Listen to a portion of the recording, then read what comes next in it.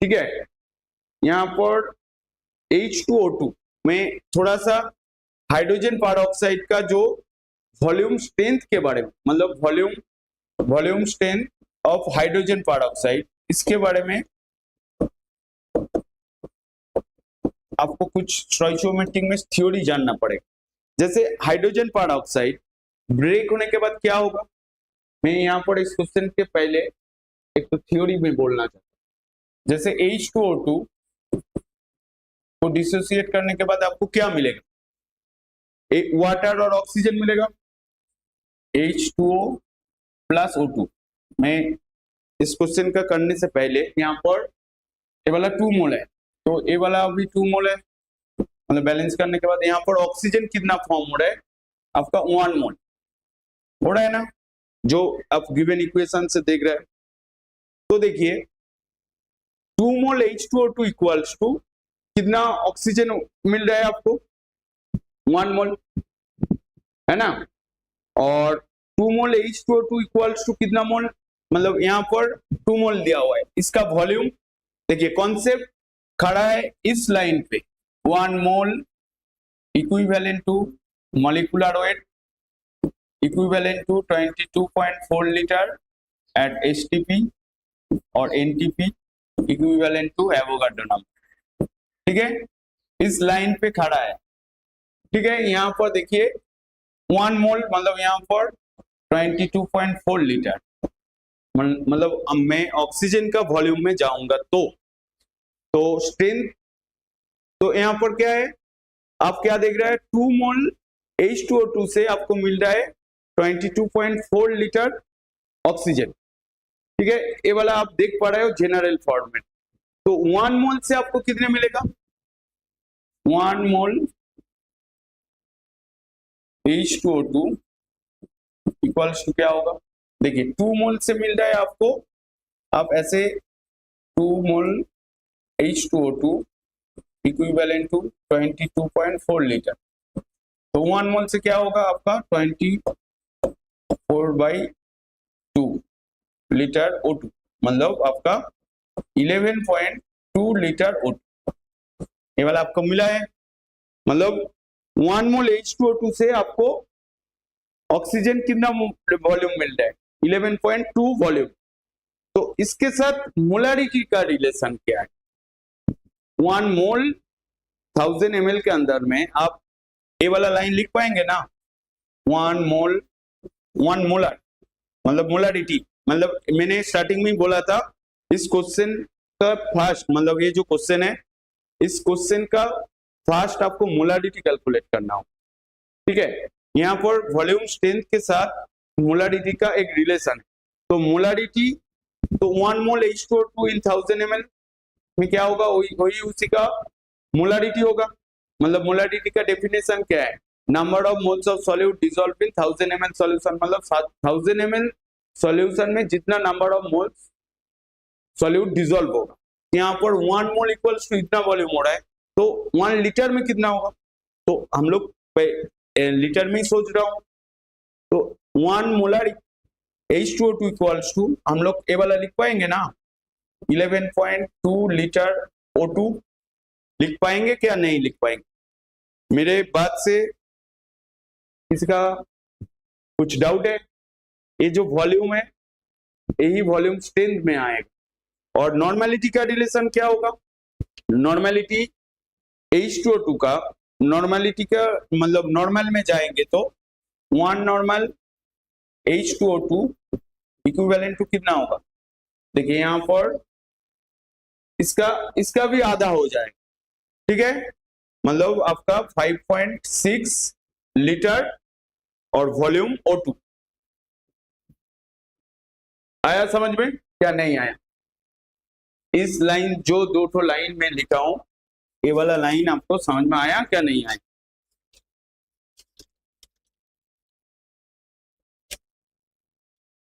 ये जो 2 लाइन लिखा हूं आप रिप्लाई दीजिए। देखिए कॉन्सेप्ट इजी नहीं है और इजी क्वेश्चन नहीं आएगा, जैसे आप 2021 और लॉकडाउन के वजह से ऐसा था, आप जिस इंस्टीट्यूट को उस लॉकडाउन टाइम में अच्छा करने में देखे हो 2024 और 2025 में उसका हो गया है, फीता कट गया। टीचर को समझना पड़ेगा, मतलब समझना होगा 2020, 2021, 22 में जैसा नीट में क्वेश्चन आया था ऐसा क्वेश्चन नहीं आएगा। 17, 18, 19 में जैसा क्वेश्चन आया है उसी पैटर्न में 2025 में दिखा दिया और 2026 में भी ऐसा ही आएगा। ठीक है, तो ये वाला जो मैं लिखा हूं आप ऑसिम बहुत टफ है सर। टफ कुछ नहीं है, ये वाला कॉन्सेप्ट के साथ मैच हुआ है। 1 mole equivalent to molecular weight equivalent to 22.4 litre equivalent to Avogadro number. तो ये वाला के साथ H2O2 जब डिसोसिएट करेगा वाटर और ऑक्सीजन मिलेगा। वाटर आपको यहां पर वॉल्यूम स्ट्रेंथ ऑफ H2O2, ये वाला कॉन्सेप्ट देखेंगे बहुत सारे इंस्टीट्यूट का स्टडी मटेरियल में लिखा हुआ है, बट टीचर लोग नहीं बोल रहा है। मैं खुद बहुत सारा ऐसा अच्छा इंस्टीट्यूट, मतलब star teacher, double star triple star teacher पढ़ा रहा है। वहां पर जो स्टूडेंट पढ़ता है, मैं जब उसका घर में जाके उस इंस्टीट्यूट का क्वेश्चन सॉल्व करता हूं, मेरे को लगता है, मैं पूछता हूं स्टूडेंट को, ये वाला थ्योरी आपको बोला है? बोल रहा है क्या थ्योरी बोला है? मेरे को कुछ पता नहीं। वो बोलता है मैं सुनता हूं, अच्छा नहीं लगता है, इसलिए तो मेरे को रखा है। मतलब वहां पर एडमिशन क्या हुआ है, 2 लाख 3 लाख 4 लाख जितना जिस इंस्टीट्यूट का डिमांड है किया है, मेरे को भी घर में रख, तो वहां पर पढ़ के क्या फायदा। और आपको भी मैं बोल रहा हूं, आप YouTube से पढ़ रहे हो, क्या आपका कोई स्पेशलिस्ट टीचर है और कोई इंस्टीट्यूट में पढ़ रहे हो जिसके ऊपर आप फुल्ली डिपेंडेंट हो, वहां पर भी आप कॉस्ट चेक कीजिए। मतलब आप जो पढ़ रहे हो वो कंप्लीट पढ़ रहे हो तो क्या हो जाएगा। मतलब मैंने लास्ट दिन बोला था हो जाएगा, मतलब हो गया, मतलब आपका नीट में सिलेक्शन नहीं हुआ, नहीं होगा। इसीलिए आपको हर कॉन्सेप्ट को समझना होगा। इस चैप्टर से 5 तो ऐसा टॉपिक है जो टॉपिक से ही क्वेश्चन आएगा, दूसरा टॉपिक में नहीं जाएगा। वो टॉपिक आपको क्लियर करना होगा, उस टॉपिक से क्वेश्चन नीट में आएगा। आया समझ में? तो यहां तक समझ में आया? अब आप देखिए, लेवल कुछ नहीं होता है, एक लेवल है जो कॉन्सेप्ट, ये वाला स्टोइचियोमेट्रिक से ही है, सिंपल ए वाला लाइन से है। ए जो लाइन में लिखा हूं मैं क्लास 8, 9, 10 जहां पर स्टार्टिंग मोल कॉन्सेप्ट है, सेम यहां पर भी ए लाइन लिखता हूं, क्योंकि ए वाला लाइन जो जानेगा वही मोल कॉन्सेप्ट अच्छे से कर पाएगा।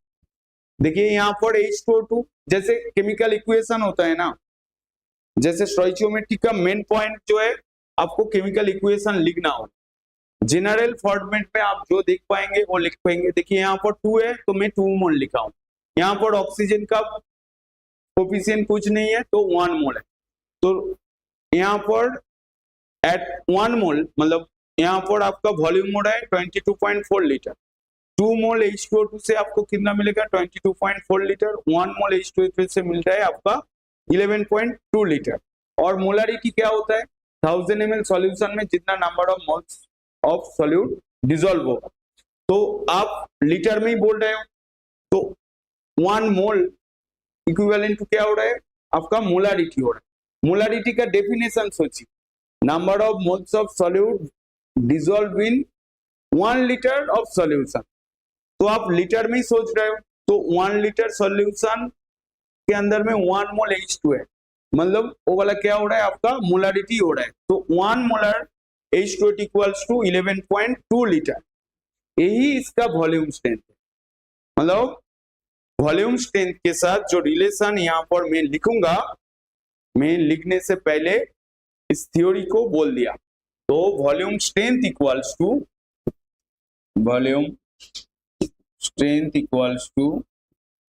11.2 इंटू क्या होगा, देखिए वॉल्यूम स्ट्रेंथ इक्वल्स टू, देखिए यहां पर क्या हुआ, volume strength equals to 11.2 litre O2 हुआ है। तो आपका यहां पर क्या हो जाएगा, बोलिए, volume strength equals to 11.2 into molarity, ठीक है, मोलारिटी हो जाएगा। वॉल्यूम स्ट्रेंथ इक्वल्स टू, देखिए यहां पर मैंने बोला 1 मोलर H2O2 इक्वल्स टू, कहां पर जा रहा है तुम, इस टाइम पे क्यों आया, इस टाइम में मैं बोला था ना। हाँ तो थोड़ा शाम को खाली नहीं, तो मेरे को फोन करना चाहिए था ना। और चाबी ठीक है।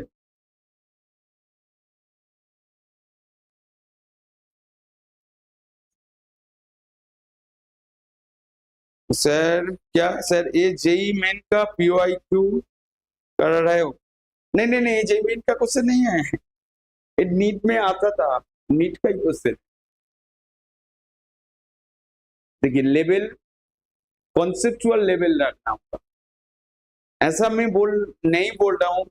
अब जो ग्रेजुएशन लेवल का क्वेश्चन नीट में करना है और जेई में करना है, आपका एनसीईआरटी का ही लेवल है। आप देखिए volume strength of H2O2 NCERT book में है, थोड़ा सा टॉपिक करके दिया हुआ है और कुछ नहीं है, ठीक है। तो आपका ये वाला लाइन समझ में आया। तो वॉल्यूम स्ट्रेंथ इक्वल्स टू आपका हो रहा है 11.2 इंटू मोलारिटी। तो वॉल्यूम स्ट्रेंथ यहाँ पर बोल दिया है H2O2 का 11.2 हो गया, तो आपका मोलारिटी मिल गया। मोलारिटी हो रहा है आपका, वॉल्यूम स्ट्रेंथ क्या है आपका 5.6 बाई 11.2, तो आपका आंसर क्या होगा 0.5। तो आपका मोलारिटी मिल गया। देखिए ये दो ठो ऑप्शन में 0.5 आए। देखिए मैं ऑप्शन के बारे में नहीं सोचा, ऑप्शन को भी टारगेट नहीं किया, टारगेट किया ये वाला लाइन से। ये वाला लाइन का मीनिंग क्या है, यहां से आपको ये वाला फॉर्मूला में डायरेक्ट लिख के बोल सकता था। आप वॉल्यूम स्ट्रेंथ ऑफ H2O2 एक बार देख लीजिए, तो देख लिया, हो गया। तो यहाँ पर मैं उसका जो मेन जो कॉन्सेप्ट है वो मैं बोला हूं, ठीक है। उसके बाद आपको भी ऐसे ही सोचना होगा, जब क्योंकि अभी आपके पास टाइम है, जब जनवरी फरवरी मार्च इस टाइम में जब आप मॉक टेस्ट देंगे, उस टाइम में आप ऐसा क्वेश्चन फेस करेंगे तो आपको कैसे क्या लगेगा, होगा क्या, आप उस टाइम में तो लर्न कर लेंगे, उस टाइम पे लर्न कर लेंगे, बट थ्योरी को समझ में नहीं है। अभी जो मूल कॉन्सेप्ट का जो थ्योरी है स्टोइचियोमेट्रिक मैक्सिमम में मैं डेमो क्लास दे के स्टूडेंट लोगों को ऐसा ही मेरा रियलाइजेशन आया है। पहले जहां पर पढ़ता था वहां पर वो मूल कॉन्सेप्ट आपको नहीं आता है, वो तो क्लास 10 का बच्चा का आता है। हाँ मैं भी जानता हूँ क्लास 10 का बच्चा का ही आता है, ऐसा ही आपको बोला है। बट स्टार्टिंग में ऐसा कुछ इलॉजिकल कॉन्सेप्ट बोला है जो देख के लगा बहुत अच्छा बोला है, जो इलॉजिकल लॉजिक नहीं आएगा। नीट का सिलेबस देखिए और कॉन्सेप्ट को देखिए, नीट का सिलेबस को अच्छे से पढ़िए, टॉपिक को कौन सा टॉपिक है उस टॉपिक के ऊपर कंसंट्रेट करिए। ये वाला आएगा, ये वाला बहुत इंपॉर्टेंट है, ऐसा बात नहीं है। जो टॉपिक लाइन दिया हुआ है, आप लोगों का बेसिक प्रॉब्लम है, आप नीट का जो टॉपिक जो दिया हुआ है सिलेबस, वही आप लोगों को ठीक से पता नहीं, ठीक है। आप एक कॉन्सेप्ट दिया हुआ है, तो यहां पर आपका आंसर आ रहा है 0.5, तो आपका मोलारिटी मिल गया। तो मोलारिटी जैसे मिलेगा आप उसका मास परसेंटेज कैलकुलेट कर पाएंगे, मतलब वेट कैलकुलेट कर पाएंगे। तो यहाँ पर आप क्या ले रहे हो, 1 लीटर ले रहे हैं, ठीक है। द सॉल्यूशन टेकन कितना, यहाँ पर आप लिखेंगे सॉल्यूशन टेकन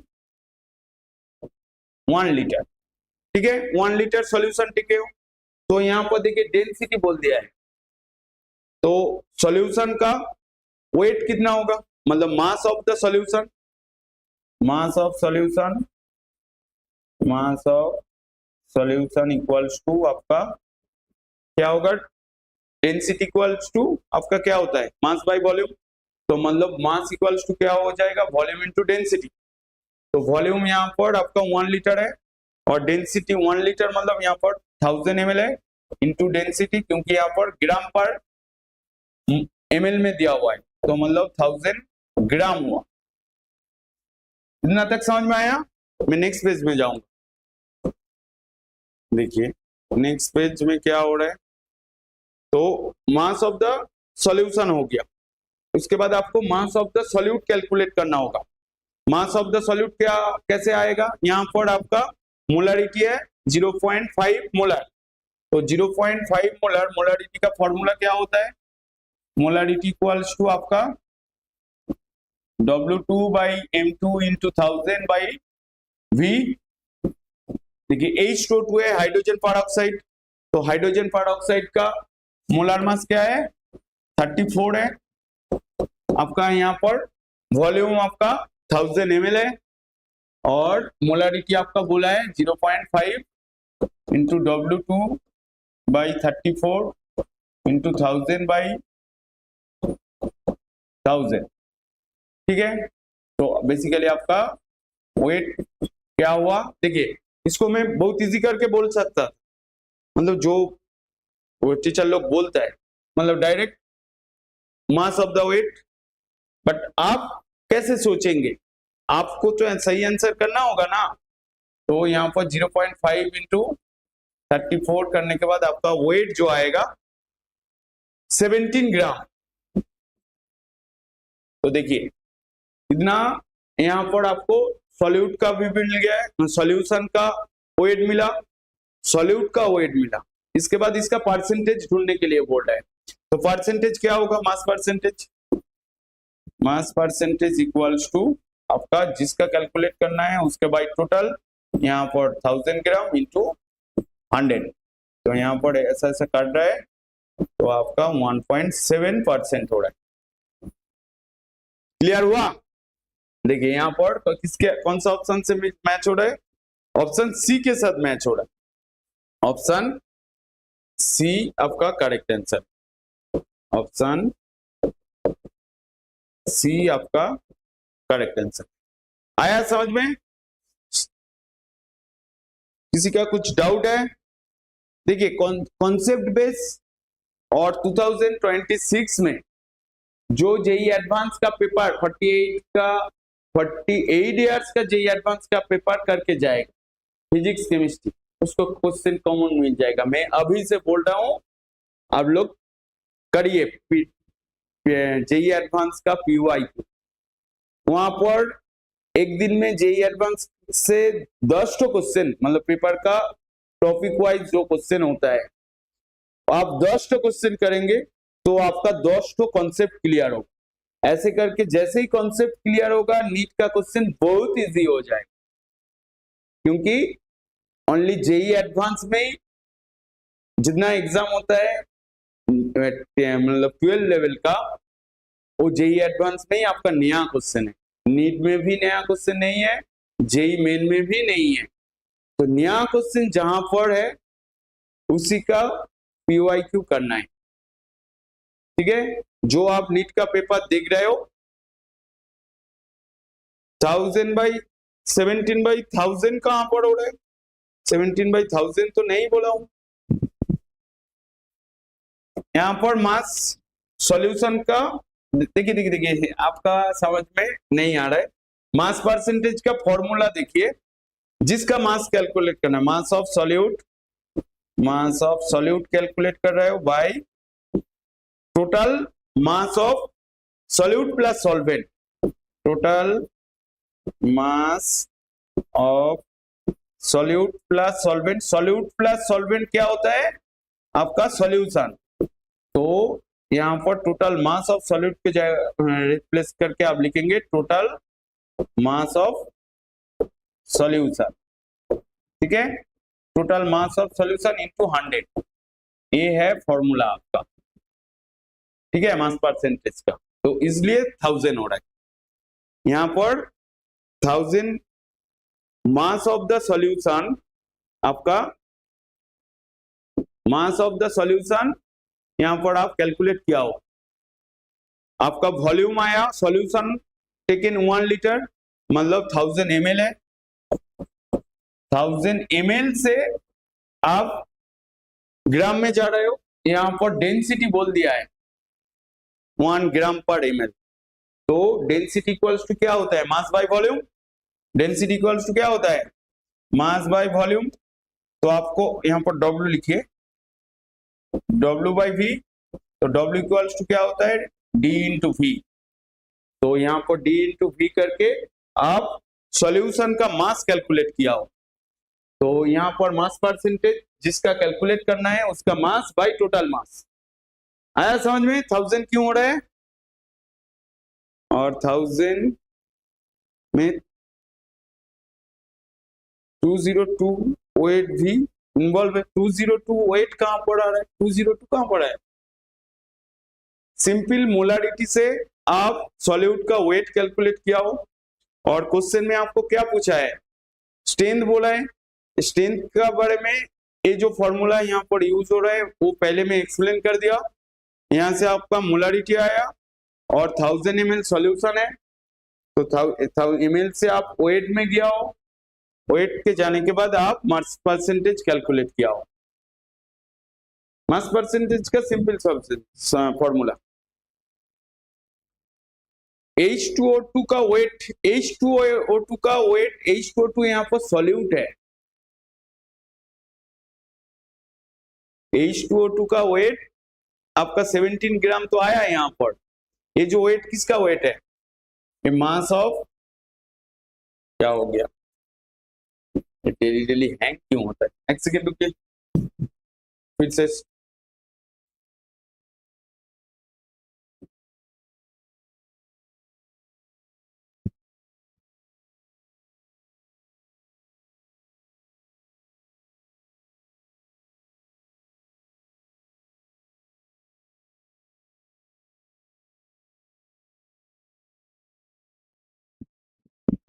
तो आया ना आपको समझ में? बहुत इजी है। गलत पेज में चला गया शायद, नहीं।